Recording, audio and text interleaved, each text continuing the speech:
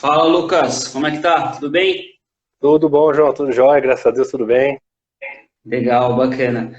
Estava adiantando aqui, Lucas, um pouquinho sobre os tópicos que nós criamos, né, como norteador aí da nossa conversa. A gente vai abordar um pouquinho sobre pedagogia, teorias do ensino, pedagogia do jogo, o jogo como coordenador de todo o processo, abordar os tipos de jogos aí, jogos conceituais, conceitualmente específico, questão da sensibilidade pedagógica, enfim, algo que acredito que você vem discutindo, vem gerando reflexões com pessoas importantes, né? Um deles que eu Sim, acompanho bastante é o Alcides Scaglia, né? Um fenômeno aí dessa parte pedagógica aí de trazer sim, esse sim. conhecimento. Então, de antemão, Lucas, agradecer aí a disponibilidade. Não sou um entrevistador, né? Sou um treinador, mas acredito que vou conseguir mediar e tornar um bate-papo bem agradável. Muito obrigado. Sinta-se à vontade aí para se apresentar, Lucas. Bem, primeiro agradecer a oportunidade, João. É muito prazeroso ser convidado para uma live. Eu tenho feito algumas no canal Pedagogia do Esporte, né? E as pessoas elas sempre retratam isso, como é legal ser chamado, e fiquei muito feliz com o convite. Eu falar de pedagogia do jogo para mim talvez seja um dos maiores prazeres que eu tenho, principalmente em função dessa pessoa especial que você trouxe, que é o professor Alcides Scaglia, que vem desenvolvendo esse tema há muitos anos. São aí pelo menos 25 anos que ele tem trabalhado esse tema. E parece que finalmente as pessoas estão começando a entender as ideias por trás dos fazeres da pedagogia do jogo, né? Por meio da pedagogia do esporte. E eu sou orientando dele. Então, assim, eu acabo representando muito das ideias dele. Claro que cada um de nós temos as nossas liberdades, né? A gente navega por mares aí que às vezes não são os mesmos, mas por ser orientando do Alcides, eu sou muito fiel às ideias que ele tem trazido. E vai ser um prazer enorme falar sobre tudo isso que você trouxe, sobre todos esses conceitos que você apresentou. Alguns deles eu não sou o maior especialista para tratar do assunto, mas eu tento, a partir das bases teóricas que me sustentam, dar conta de explicar. E vou tentar fazer o melhor possível, tá, João? Vamos ver se eu consigo trazer aí tornar mais claro alguns temas, alguns termos, e poder contribuir para o pessoal que está assistindo aí, para que a pedagogia do jogo seja cada vez mais aplicada, né, no fazer esportivo. Legal, bacana, Lucas. Eu tentei criar um roteiro que possa nortear toda essa conversa e principalmente que possa ser didático e também pedagógico, né? Partindo da ideia que antes de abordarmos sobre pedagogia do jogo e conceitualizarmos o que é jogo, se torna interessante talvez explicarmos o que é pedagogia e qual a importância no Okay? processo de ensino e aprendizagem, de seja qual for a área do saber que o professor queira desenvolver, né? Para mim, Lucas, Legal. é algo que eu venho estudando também bastante, e eu vejo a questão da pedagogia muito no que tange a organização dos conteúdos, né? Ou seja, o professor ele tem a capacidade de distribuir os conteúdos, obviamente respeitando as características, as particularidades de cada faixa etária, tendo em mente também o princípio da individualidade, né, que cada ser é um Sim. ser e existe a sua individualidade, né, e a questão também dos estágios de aprendizagem. Para você, o que seria a pedagogia e como a gente pode integrar ela num processo coerente e correto de aprendizagem? João, tudo isso que você trouxe, de tudo isso que você trouxe, eu acho que o olhar para a individualidade, para mim, é o grande diferencial entre a pedagogia que eu tento seguir enquanto professor que sou e treinador que fui, e me considero ainda alguém que trabalha com essa temática, frente a outras possibilidades pedagógicas. Certa vez, num grupo de trabalho em que eu tenho participado, eu comentei que existem mais pedagogias do que simplesmente a palavra ela é capaz de definir. E um professor, na verdade um psicólogo, falou que pedagogia só é uma, e a pedagogia não é só uma. Ah, ah, o processo de organização, sistematização, escolha dos conteúdos, eu acho que ela permeia todas as ações pedagógicas, independente das áreas, das linhas que elas atuam. Mas saber lidar com a pessoa que eu estou nesse campo educacional, compreendê-la, entendê-la e sabê-la sabe dar os empurrões para que ela possa sair de onde ela está para um estágio de conhecimento superior, ou para conhecer melhor as coisas, ou para dar mais sentido para o que ela conhece e dar mais criticidade para que ela consiga entender se aquilo que ela sabe a mantém onde ela está ou a faz superar os estágios atuais dela, é o grande ponto. Eu costumo usar como referências para debater pedagogia, primeiro esse livro da Maria Amélia Franco, Pedagogia como Ciência da Educação, um baita livro. Ela vai fazer um passeio sobre todas as tentativas e lutas, né, de pessoas para transformar o conceito da pedagogia quanto uma ciência da ação educacional. E o que a gente tem que tomar um certo cuidado, João, é em limitar a ação pedagógica, organizar, sistematizar, avaliar e aplicar também, mas não só isso. Porque se a gente se sustenta só nisso, a gente pode estabelecer a pedagogia como uma ciência da instrução e não da educação. E a Maria Amélia Franco fala isso de maneira muito interessante quando ela vai falar das perspectivas mais empiristas de ensino. O professor que instrui é o professor que passa o conhecimento adiante.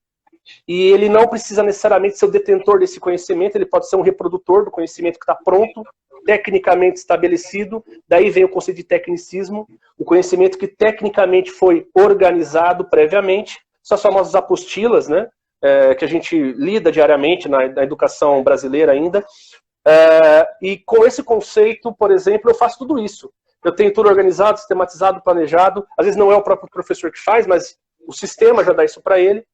Mas ele se transforma, às vezes, simplesmente num instrutor, né? E a instrução, ela ela esvazia a relação aluno-professor. Por outro lado, as tendências interacionistas, elas começam a olhar para o aluno de uma maneira um pouco mais como sujeito da educação, como sujeito do processo de ensino-aprendizagem. O conceito de ensino é substituído pelo conceito de aprendizagem, que ela é feita pela relação professor-aluno. E aí existiram algumas ideias, né? Todas elas eu acho que tiveram sua justificativa temporal, como, por exemplo, a Escola Nova, que é altamente criticada por ser extremamente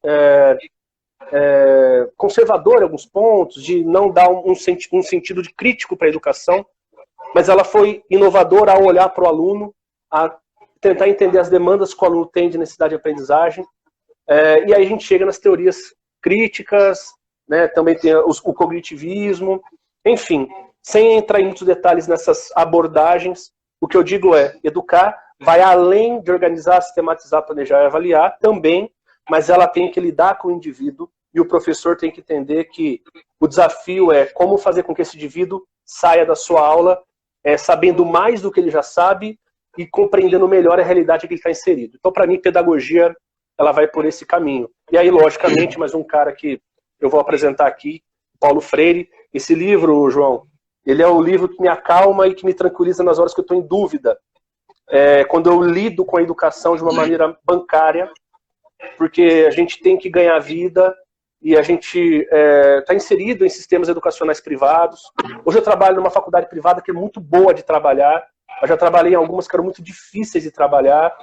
E quando eu entro em conflito sobre se o que eu estou fazendo está certo, se não está, quando meus valores começam a entrar em crise, esse livro, eu acho que foi o último livro do Paulo Freire, Pedagogia da Autonomia, ele me coloca no lugar e mostra, você está fazendo o que você acredita dentro de uma perspectiva que seja crítica de educação. Legal, show de bola. Você permeou aí em 3 tipos de teorias, né, Lucas? A questão do inatismo, né, que foi uma teoria muito operacionalizada aí, né, em alguns tempos anteriores e ainda né, e também eu faço um paralelo aí com a questão do mindset. Recentemente eu li o livro Mindset, a nova psicologia, e a doutora, no caso, ela aborda muito essa questão de não considerar que o indivíduo já nasça com inteligências determinadas e que essas inteligências elas não possam ser modificadas ou que não tem aquisição de novas inteligências, né? Então o inatismo ele prega muito isso, né? De que a pessoa já nasça com inteligência ou com uma disposição que possa determinar ela, né? E a questão do empirismo é o que você abordou, né? Você olhar para o indivíduo, olhar para o ser ali no processo e identificar ele como uma caixa vazia, onde existirá um depósito unilateral de informação, de conhecimento, e você não parte do pressuposto que esse indivíduo carrega consigo experiências que são importantes e que também farão com que o professor aprenda com este indivíduo. Realmente é uma troca recíproca de informação, que é a questão da abordagem interacionista, né? De olhar para o indivíduo e ver que ele tem uma importância e esse processo ele não é unilateral, e sim de interação entre o indivíduo com o meio. Então, partindo... João, posso fazer só uma observaçãozinha, rapidinha? Claro. Eu acabei não falando de inatismo, propriamente dito, porque o inatismo é uma matéria do conhecimento, né? Ela não é necessariamente uma abordagem pedagógica, apesar de haver teorias educacionais que se valem do inatismo. Eu não ensino inatismo, tá uma visão muito particular, como uma abordagem, não é uma abordagem, ele é matéria do conhecimento, mas eu não insiro ele em processos pedagógicos, porque o inatismo ele não acredita nos preceitos iniciais que você trouxe. Se o inato garante que quem nasceu está pronto e predeterminado a ser o que vai ser, e o meu papel é facilitar, dando simplesmente oportunidade, sistematizar, organizar, avaliar, planejar, nada disso faz sentido. Então, o papel de quem está lá não é educacional, não é pedagogo, né? Então, apesar disso, né, João, o inatismo ele é muito consistente no fazer esportivo, né? A crença no inato é muito forte. E eu tenho um amigo, o Carlos Tiengo, que é uma pessoa que bate muito forte nisso, que o inatismo talvez seja um dos grandes entraves para que a perspectiva, por exemplo, de currículo faça parte de uma formação esportiva. Por quê? Currículo pressupõe organizar, sistematizar, avaliar, aplicar. E quem acredita no inato não acredita em nada disso. Tá só essa observação que eu acho que vale a pena de colocar. Não, perfeito. E se nós partíssemos desse pressuposto de acreditar que o indivíduo já nasce com uma inteligência que não possa ser modificada, não teria necessidade de ter professores dentro do processo, né?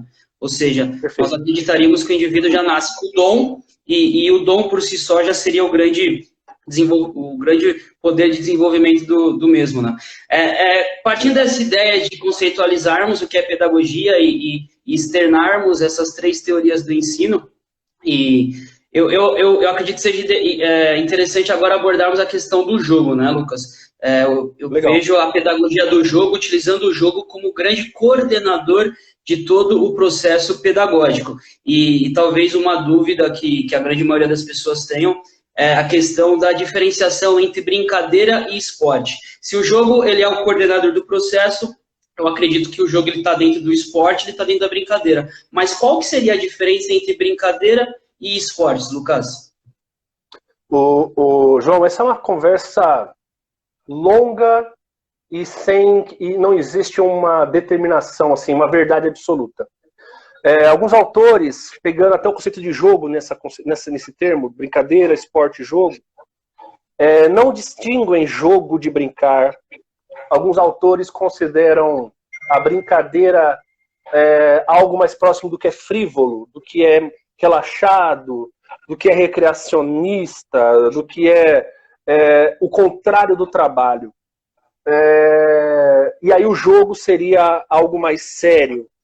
Alguns autores não, colocam tudo na mesma caixa, né? Eu sou um que tendo a entender o jogar e o brincar como elementos comuns, tá? De novo, é uma posição que eu tenho, baseada em literaturas, em obras que eu leio, aquelas que mais me deram essa firmeza para seguir nessa ideia da pedagogia do jogo. Por exemplo, a gente tem nesse livro, O Brincar e Suas Teorias, que a Kishimoto organiza, tem um capítulo muito legal, que é chamado Brincar e Trabalhar, de Luísa Dantas. E ele vai falar exatamente sobre essa questão de o quanto que ser lúdico não é ser sério dentro da liberdade da pessoa, e o quanto que o trabalho ele também não tem um caráter de jogo, né? E aí ela vai pautar esse debate em alguns autores, como Makarenko, o Dewey, que é um psicologovista, e também o Frenet, talvez seja uma das referências mais importantes aí para a gente debater a questão do jogo-trabalho. Então eu creio, por exemplo, que jogo e brincadeira eles fazem parte do mesmo universo, né? O jogo é algo maior, e aí eu me baseio na obra em obras do professor João Batista Freire, todas elas ele trata isso, mas tem uma obra muito importante que é a obra Educação com Prática Corporal. É um livro fantástico para educação física escolar, em que o professor João Freire e o professor Alcides Scaglia, eles conceituam que, antes de pensarmos nos conteúdos da cultura corporal, jogo, brincadeira, esportes, lutas, dança, a gente tem que entender que tudo isso pode ser abordado enquanto jogo, uma categoria maior.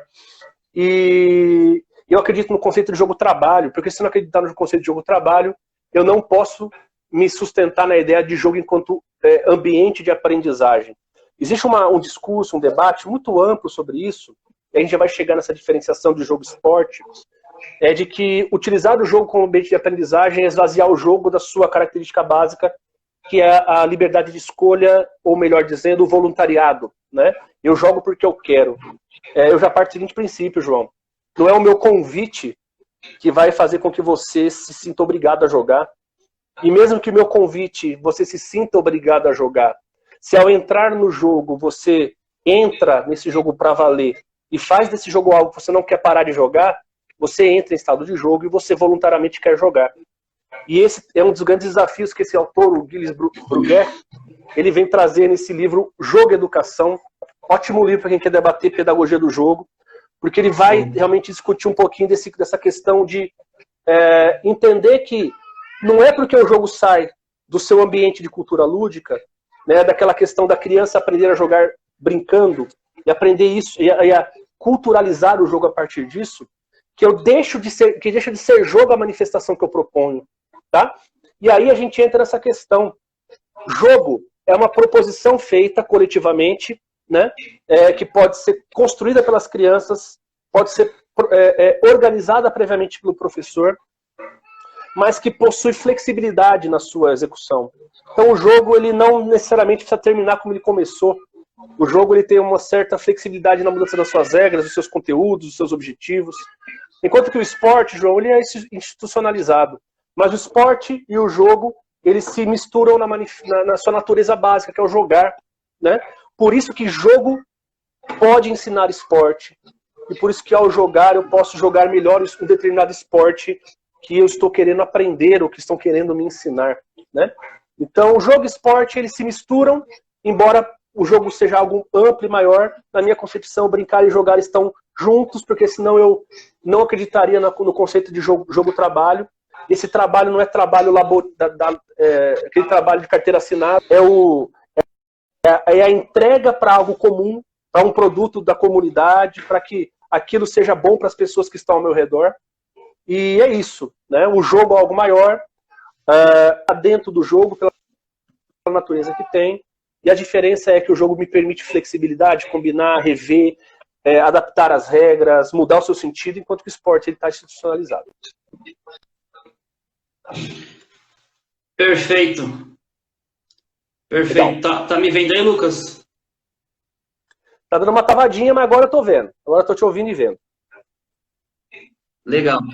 Eu compactuo dessa ideia também, que o jogo ele é um fenômeno maior e que a brincadeira e o esporte está dentro do jogo, até porque o jogo, né, Lucas, ele é uma ficção, né? O jogo não existe. E partindo dessa ideia que o indivíduo que joga o jogo, ele tem uma suspensão da realidade, aí nós entraremos depois nas características do jogo, e talvez o que foi aquilo que você abordou sobre o esporte ser institucionalizado, né? Então, existem regras mais fixas, talvez, do que em uma brincadeira, né? O futebol, o jogo formal, o futebol, existem regras que são gerenciadas por um órgão maior, no caso das federações, da FIFA, etc. e tal. Já a brincadeira você consegue manipular, talvez, com as regras um pouco mais flexíveis. E o jogo com essa característica de ficção, onde o indivíduo ele tem uma suspensão de realidade e realmente criar esse estado de jogo,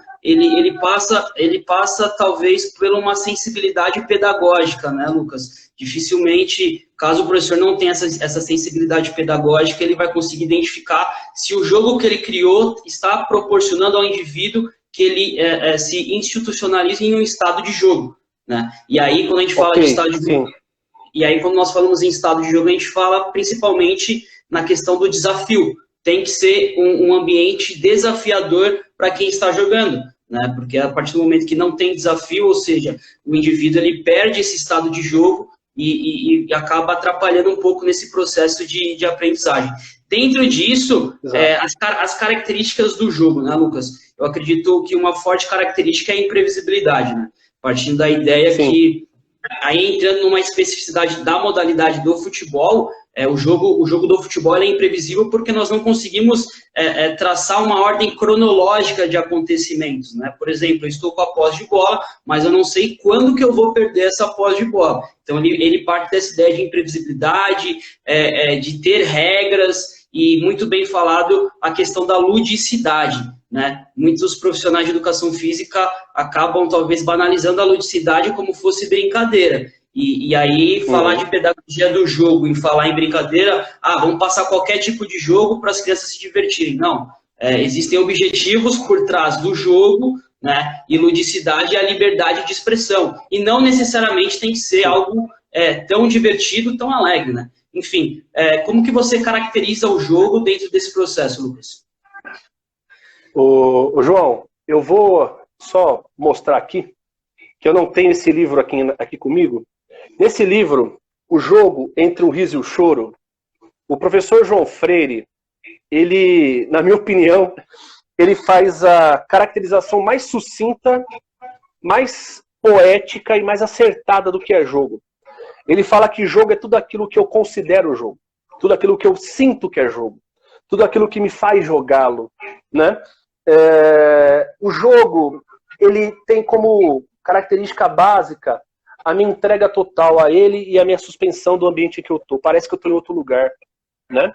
E isso, João, talvez seja o grande desafio do treinador e do professor, porque por mais que o professor persiga a tentativa de estabelecer um jogo para que ele seja ambiente de aprendizagem, ele pode estar muito mais preso ao que ele quer ensinar e, de repente, não acertar a mão na promoção do ambiente de jogo. Porque o jogo depende do contexto, como diria o professor Alcides Scaglia, na tese de doutorado dele.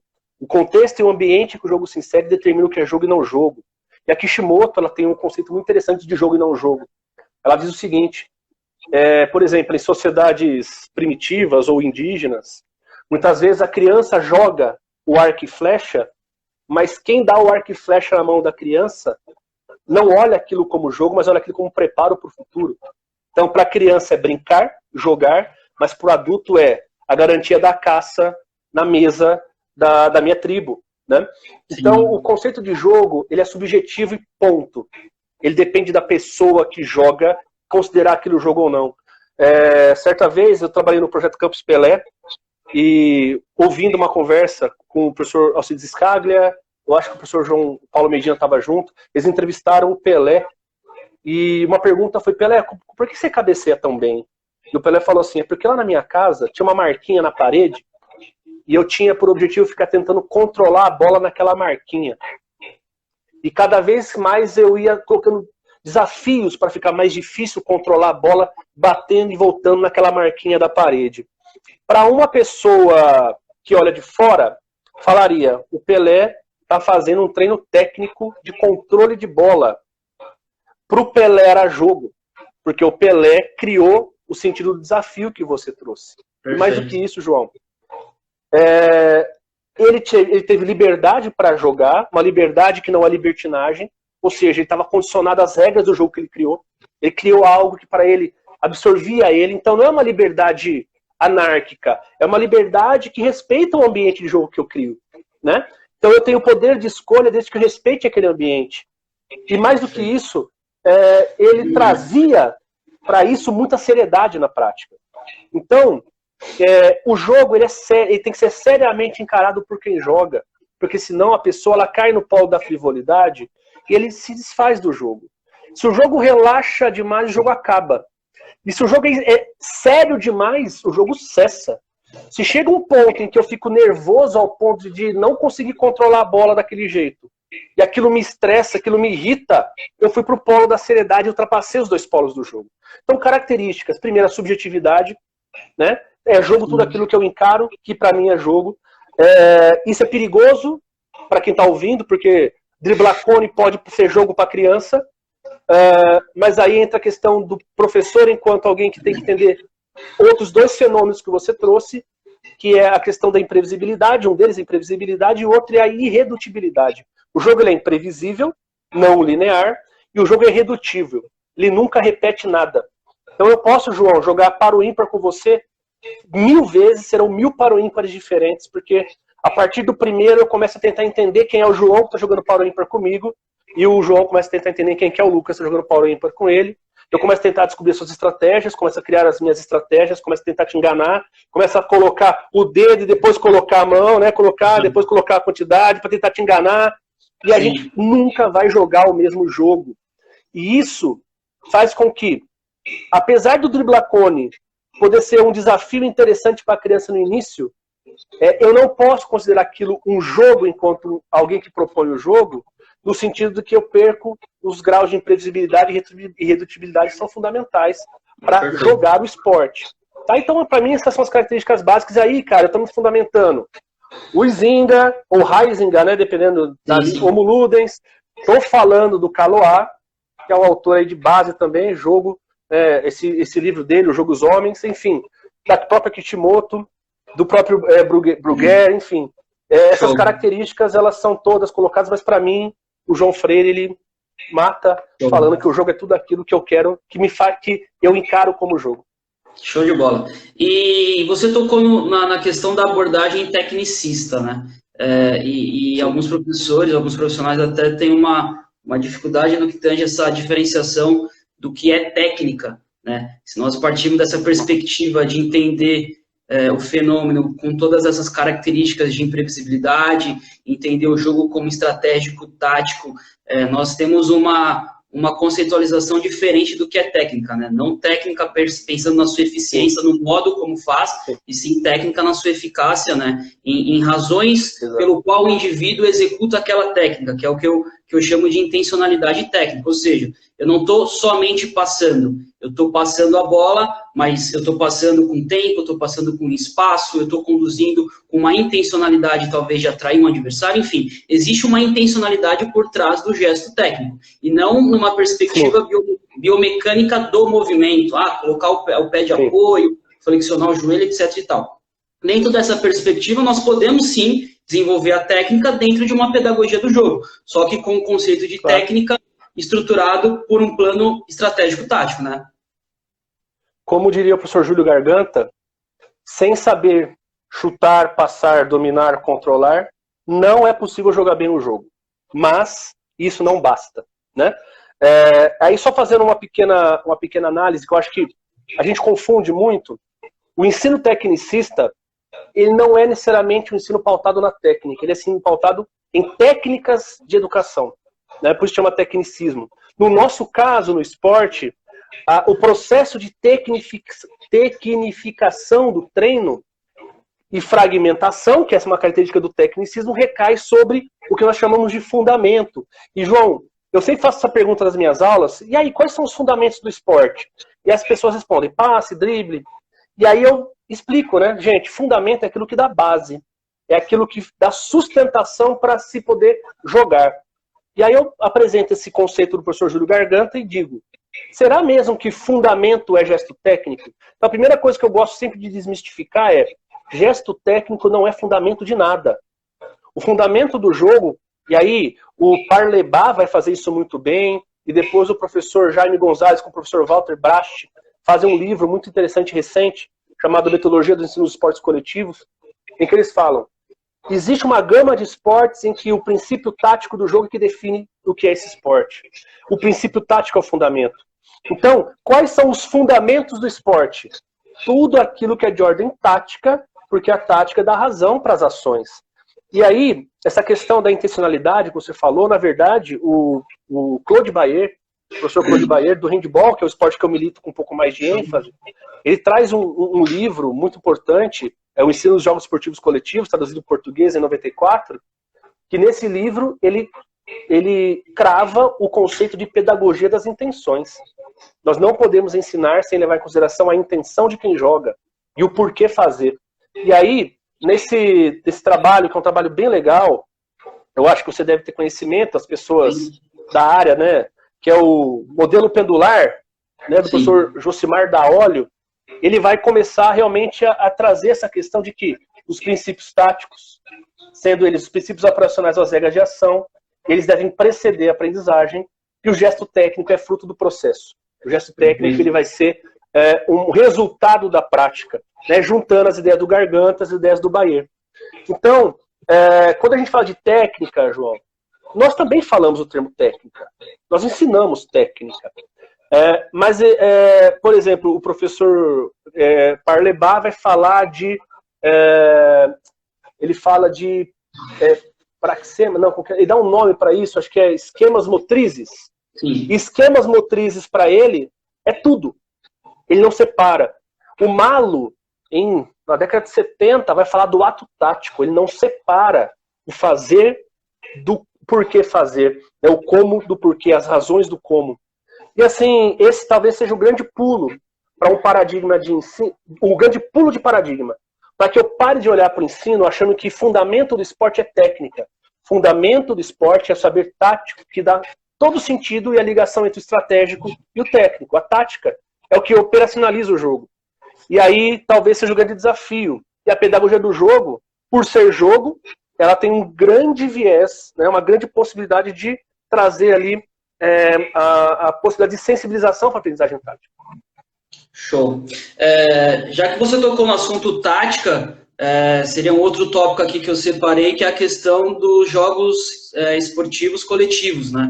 E principalmente de invasão, jogo esportivo coletivo de invasão, que entra na questão do handebol, do futebol, do futsal, etc. e tal.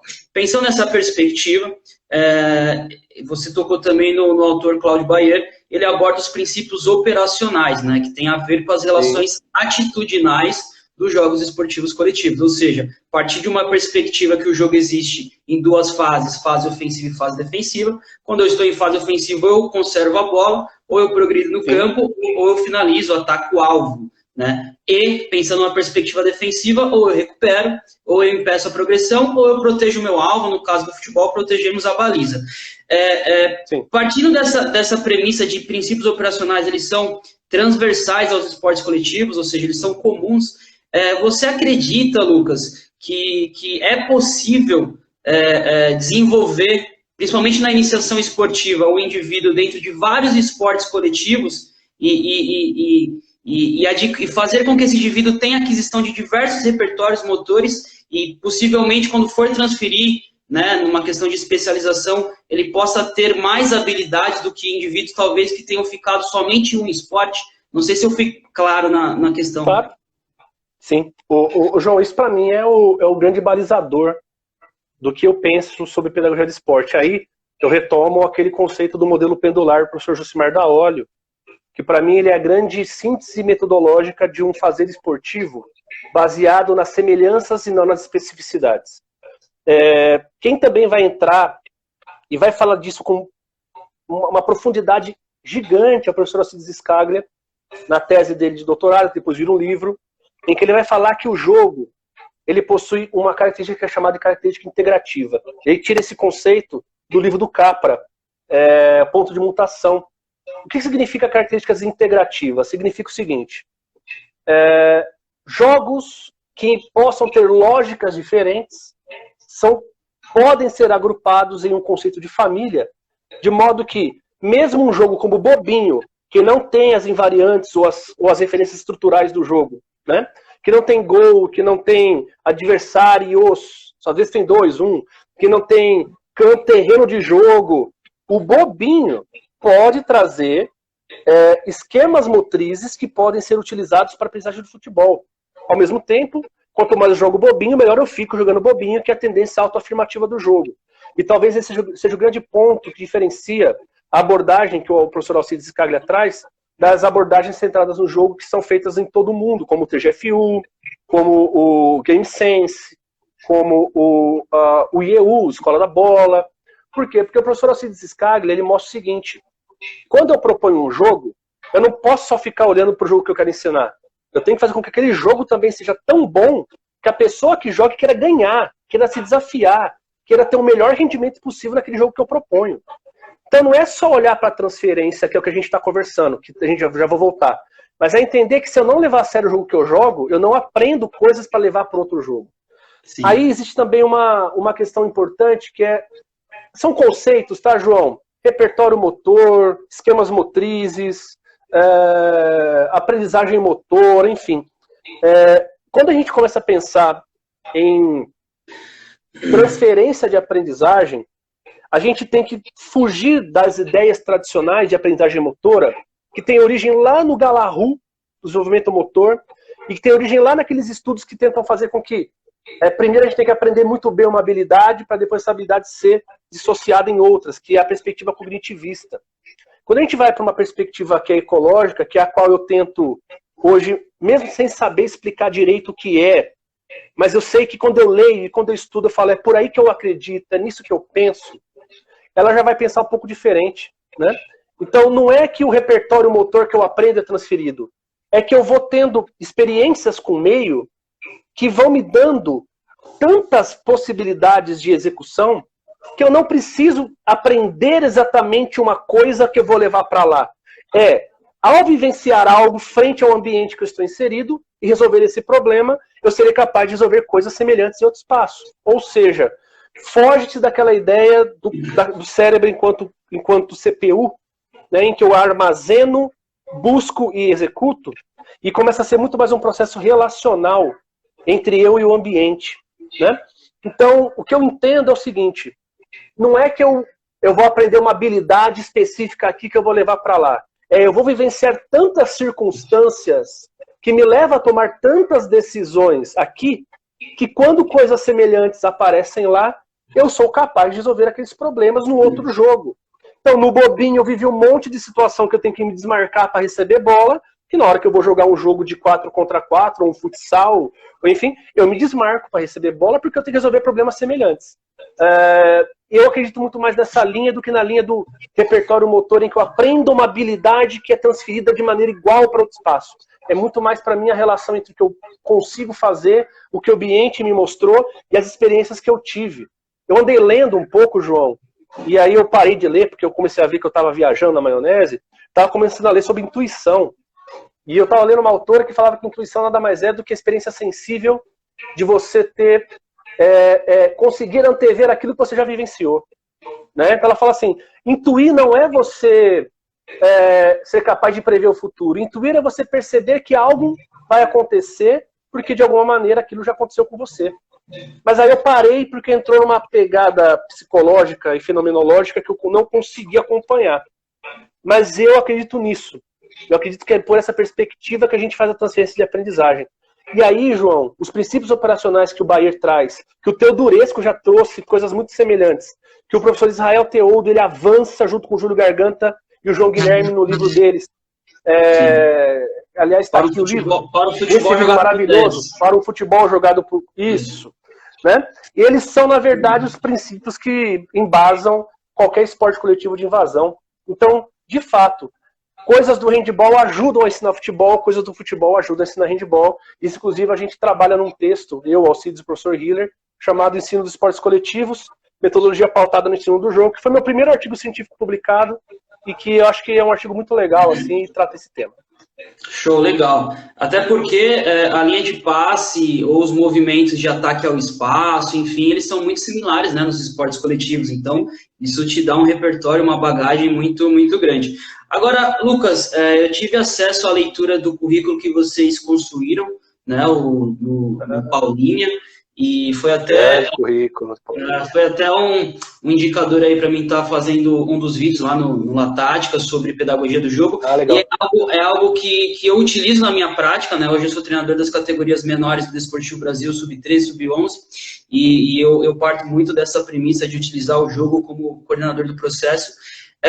E a questão da divisão dos jogos, né? Às vezes as pessoas banalizam a questão, então já que é pedagogia do jogo, vamos dar o jogo formal, né? O jogo propriamente dito, com as regras institucionalizadas pela FIFA, pelo órgão da categoria, e beleza, tudo bem, vamos desenvolver o atleta. Só que aí talvez nós não consigamos ter uma questão de propensão para o objetivo que nós queremos desenvolver, né? Partindo de uma ideia que a dimensão do campo é uma dimensão que dificulta a questão da propensão do passe, né? O jogo de futebol, se você pegar a quantidade de passes que um menino dá e a quantidade de passes que ele dá no futsal vai ter uma propensão bem maior por causa das referências estruturais, ou seja, tem um espaço menor, a relação numérica é menor, e isso possibilita uma propensão maior para a relação bola dele. Sim. Partindo dessa ideia, né, vocês definiram jogos em jogos conceituais em ambiente específico, né? Jogo específico e jogo contextual.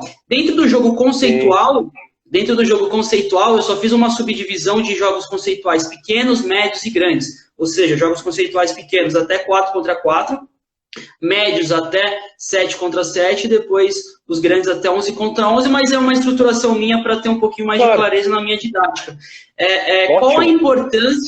Qual a importância dessa divisão dos jogos dentro do processo de aprendizagem do futebol, agora sendo um pouquinho mais específico? Legal. Ô João, esse documento foi escrito, se eu não me engano, em 2007, e já tem mais de 10 anos.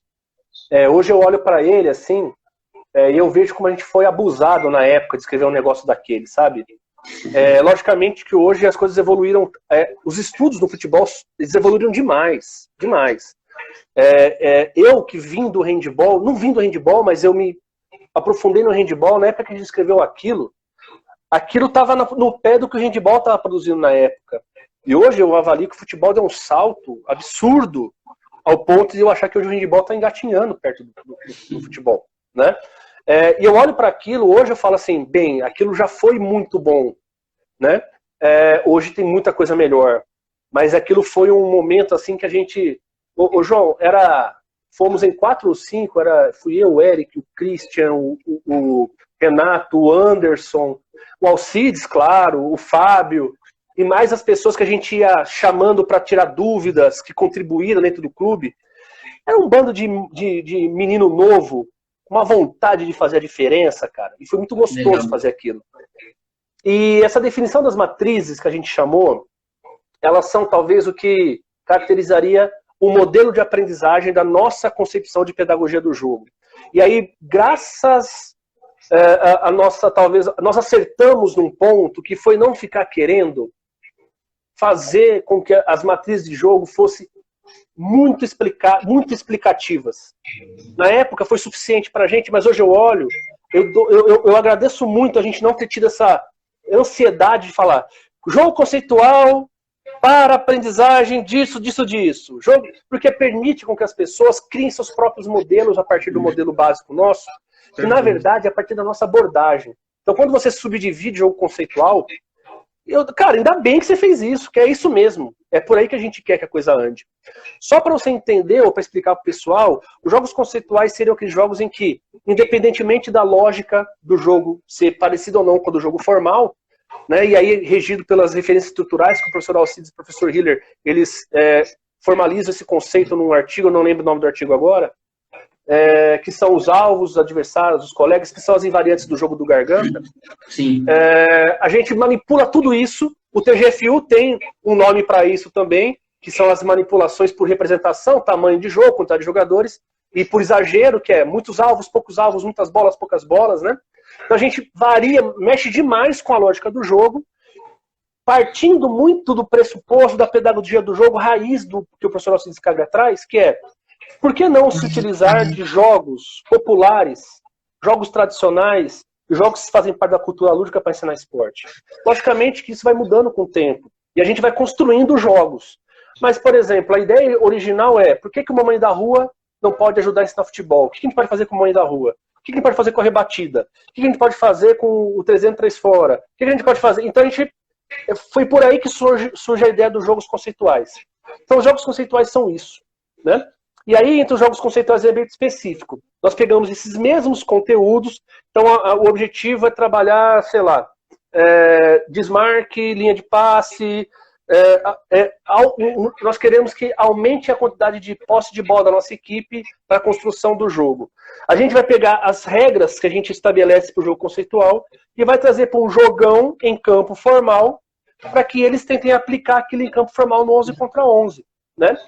E aí é um jogo regrado, com um monte de regras diferentes, mas que estão dentro do espaço o espaço formal de jogo. E aí o jogo específico é o coletivo, é o preparo, né? E o jogo contextual talvez seja o menos explorado, é a competição em si, ou seja, os amistosos. Nós consideramos jogar contra equipes que não são as que treinam com a gente como parte do processo de aprendizagem. E isso aí depois, João, vai me empurrar para o meu mestrado e meu doutorado, que é olhar a competição enquanto ambiente de aprendizagem. Isso tudo a gente elaborou em um momento de praxis pedagógica. Então a gente ia para o campo, a gente subia para o campo lá do que a gente treinava lá em Paulínia, dava treino, ficava analisando, voltava. O que é isso? O que é aquilo? Esse tipo de jogo, o que é? E foi um momento muito interessante que virou o documento e que virou também esse artigo, que é o artigo que a gente escreve em 2013. O professor Alcides, Hiller, eu e o Christian. Desses o Hiller e o Christian fizemos parte da construção do currículo, em que a gente vai falar das competências essenciais e que a gente vai falar de como elas podem nos ajudar a avaliar esses jogos, essas matrizes de jogo. Ela é um modelo, tá, João? Ela não é para ser seguida à risca. Porque a gente acredita mais na abordagem do que no modelo. Mas naquele momento o modelo foi muito importante ser escrito. Ele ajudou demais a gente a fazer uma diferença enquanto clube do interior. E a gente fez frente com equipes grandes da capital, lógico, nas categorias, né, que a gente trabalhava. E foi muito prazeroso tudo isso aí. E quem quiser entender melhor, né, eu não sei, eu acho que esse currículo do Paulino ele já deu uma espalhada por aí, porque outro dia eu recebi ele de um amigo. Cara, você foi organizador desse documento? Eu falei, fui, né? Como é que você pegou ele? Um amigo me mandou, o amigo do amigo dele mandou. Então, às vezes o pessoal tem acesso ao currículo do Paulínia. Aí também, se quiser, pode ter acesso a esse artigo que eu projetei aqui, que chama Ensino dos Jogos Esportivos Coletivos, as competências essenciais e a lógica do jogo em meio ao processo organizacional sistêmico. Show. Só para enriquecer ainda mais aquilo que vocês fizeram, tá, Lucas? Realmente existem muitos estudos, e principalmente estudos portugueses, que vêm nessa questão de trazer uma prática mais qualificada, mais organizada, e aí o professor Vitor Frade operacionalizou e estruturou a priorização tática, mas talvez uma reflexão que eu gero, e algumas outros profissionais, né, o Rodrigo Então, que gera bastante reflexão sobre isso, existiam outras priorizações com perspectivas de esportes individuais, né, o atletismo, a priorização tradicional, a priorização convencional, aí depois entrando em questão de priorização integrativa, ou seja, você já começava a juntar um pouquinho mais as vertentes do jogo, e aí entenda-se como técnica, tática, física e emocional, veio uma quebra de paradigma que é a priorização tática. Mas, talvez, do meu ponto de vista, as outras priorizações elas supervalorizavam a vertente técnica, a vertente física. Ou seja, todo o processo é orientado pela vertente física. Será que a priorização tática ela não supervaloriza a tática e utiliza a tática como a raça das outras vertentes, sendo que o jogo propriamente dito poderia ser um norteador para arrastar essas vertentes? E aí é uma reflexão que o Leitão faz, e aí ele vem com a priorização do jogo, ou seja, o jogo ele não é só tático, ele não é só técnico, não é só físico. O jogo é a integração de todas essas vertentes. Enfim, só uma reflexão e também para valorizar aquilo que vocês construíram em 2007 e que ainda tem total aplicabilidade hoje nos dias atuais. E o que você abordou, né, Lucas, sobre modelo e abordagem. Eu acho que o modelo ele vai muito das crenças do grupo, da instituição, e é necessário que você tenha um modelo, sim, mas as abordagens elas servem para ter a aquisição dos princípios, dos conceitos, e aí sim o indivíduo ele ter essa emancipação e poder construir o seu próprio modelo. Eu acredito muito nessa perspectiva.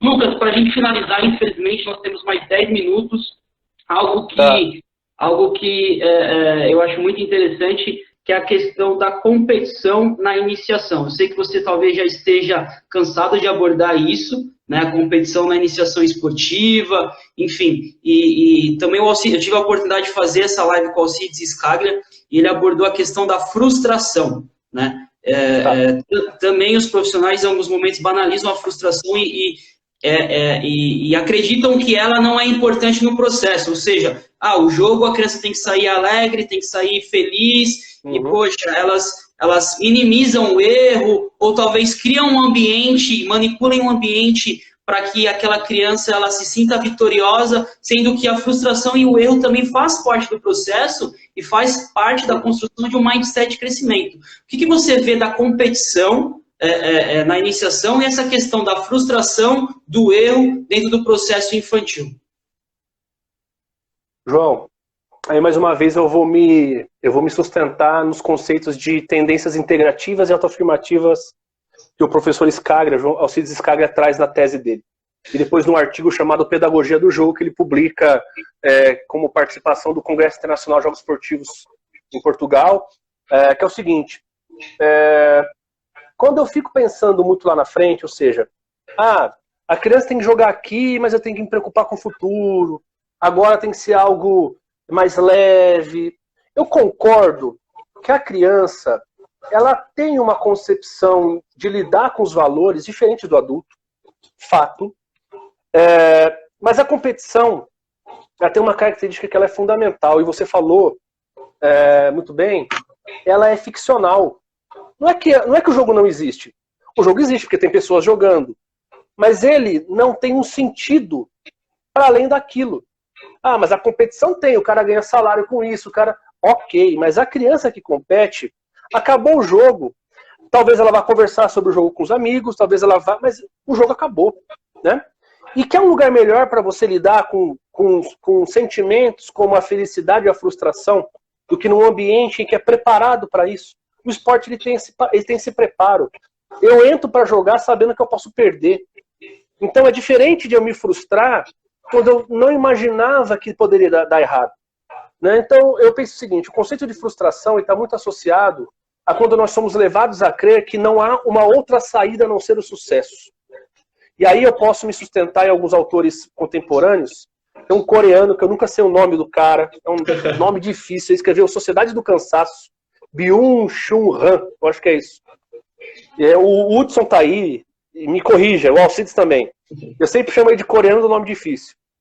Ele vai falar que os conceitos de frustração, na verdade ele vai falar de ansiedade e depressão, estão associados muito à promessa que nós estamos tendo no mundo contemporâneo, de que o sucesso ele está dependendo simplesmente da nossa vontade e do nosso esforço. Ou seja, o fracasso, se acontece, a culpa é sua. E esse conceito não está no esporte. Porque o fracasso, a derrota, ela é inerente ao jogar. Uma hora você vai perder, porque no jogo alguém ganha, alguém perde. É diferente da vida, que estão te prometendo que você nunca vai perder e você perde. Mas daí fala, mas como é que você não conseguiu ganhar seus 7 dígitos em 6 dias com seu produto online que você vendeu? Né? E aí o cara se frustra, porque o cara não faz o tal do 7 em 6, 6 em 7, sei lá como é que chama o negócio. E aí, meu amigo, o cara fala, eu sou um fracassado, porque ele não foi preparado, porque ele acredita que só depende dele. O esporte não é esse ambiente. O esporte é um ambiente que quando eu piso no campo, eu piso com o sentimento de que eu posso perder. Se eu não acredito nisso, eu não posso jogar. Eu não posso entrar só para vencer. E aí, o sentimento que eu tenho em relação à competição de base é, nós não podemos preparar as pessoas que vão jogar, seja treinadores, seja crianças, com a perspectiva de que a derrota ela não faz parte do processo. O jogo, a competição, é um espaço projetado para eu perder. Porque alguém vai perder. Se ele é projetado para isso, eu tenho que entrar lá, perder, me frustrar e entender que semana que vem eu vou jogar de novo, eu posso ganhar de novo, perder de novo. Então eu parto de um princípio muito básico, que é o seguinte, o excesso de proteção está gerando essa sociedade, que é a sociedade do eu posso tudo e nunca vi a possibilidade de não conseguir. Então eu sou um cara que eu penso no processo educacional por meio da competição, e eu penso a competição muito menos modificada do que as pessoas pensam, e eu penso a competição como um espaço em que nós temos que saber que nós vamos entrar para perder. É uma consequência possível. E aí não tem frustração, meu amigo. Aí é o quê? Eu perdi, o que eu aprendi com isso? Fiquei triste, vamos tentar melhorar, né? E eu li o livro também, o livro do Mindset, ele é um livro interessante por alguns pontos. Essa questão do perder, vamos se esforçar para conseguir. Eu acho que só temos que tomar cuidado para não achar que o esforço vai te dar garantia de conquista. Eu vou me esforçar para entrar de novo em jogo e entrar de novo com a possibilidade de perder. Ah, mas se a criança perder, ela vai perder jogando melhor. Ela tem que ter consciência disso. Poxa, eu perdi melhorando. Ou seja, eu evoluí dentro do processo. Mas eu perdi. Ok, mas você se esforçou e melhorou. Então, João, não dá pra gente negar do jogo o seu ethos, o seu caráter máximo, que é eu entro para, junto com os meus amigos, né, junto com os meus colegas, e também, graças ao oponente, me esforçar dentro do espaço de jogo. E eu só me esforço porque o oponente está lá, então ele coopera com a minha ação competitiva, e eu só me esforço porque eu tenho amigos para jogar junto. Né? Se é o caso do esporte individual, eu tenho um esforço conjunto com o meu adversário. Então, se o esforço está lá, está a questão do desafio, está a questão da necessidade de entender que eu posso perder. E quem só entra em jogo para ganhar, às vezes não entra para jogar, fica só esperando. Então a pessoa que entra para jogar tem que saber que pode perder. Show. Ô Lucas, para a gente finalizar, dentro disso que você falou, eu peguei uma triade do livro, que é justamente isso, também não criar essa ideologia de que somente o esforço fará com que o indivíduo consiga potencializar a sua aprendizagem. Até porque necessita esforço, necessita estratégia, a estratégia tem que ser correta, e necessita contribuições. Né? Isso é muito importante partindo da ótica do aprendiz, partindo da ótica do mediador, do professor, necessita elogios corretos, não elogios focados na inteligência, sim elogios focados no esforço, no gasto de tempo, etc. e tal.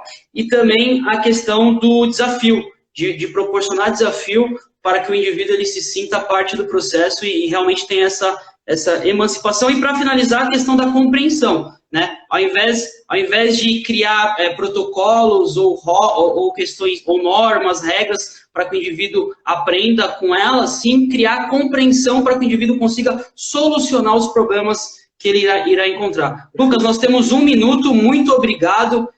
Falar que eu aprendi muito e aprendo muito com você. Vejo os seus vídeos lá no canal do YouTube. Antes de fazer a entrevista, eu vi praticamente todos os vídeos que você fez individual sobre pedagogia, enfim, aprendi bastante. A gente vai divulgar o seu livro também, Vida de Treinador, e, pô, foi um prazer. Nós temos 20 segundos, Lucas. Eu quero mandar um abraço pro Hudson, pro Alcides, pro Rafael. Gente, entrou uma galera aí, pro Rodrigo, enfim, pra Carla, que trabalhou comigo no Objetivo, pro Leandro. Gente, um abraço para todo mundo. João, obrigado pela oportunidade. A gente se vê numa próxima aí. Obrigado, valeu, um abraço.